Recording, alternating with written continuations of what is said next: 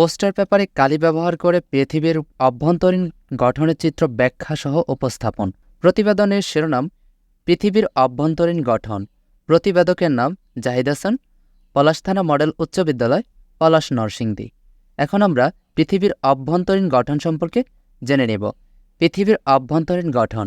পৃথিবীর গঠনের সঙ্গে ডিমের গঠনের এক ধরনের মিল রয়েছে।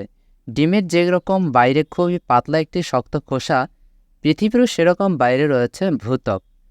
খোসার পরে ডিমের যেরকম রয়েছে ভেতরে সাদা অংশ, পৃথিবীর অভ্যন্তরেও সেরকম রয়েছে ভূ আচ্ছাদন বা ম্যান্টল।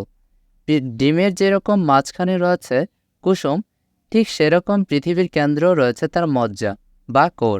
অর্থাৎ পৃথিবীর অভ্যন্তরীণ গঠনকে ভূত্বক, ম্যান্টল এবং কোর এই তিনটি মূল ভাগে ভাগ করা যায়। ভূত্বক পৃথিবীর সবচেয়ে ওপরের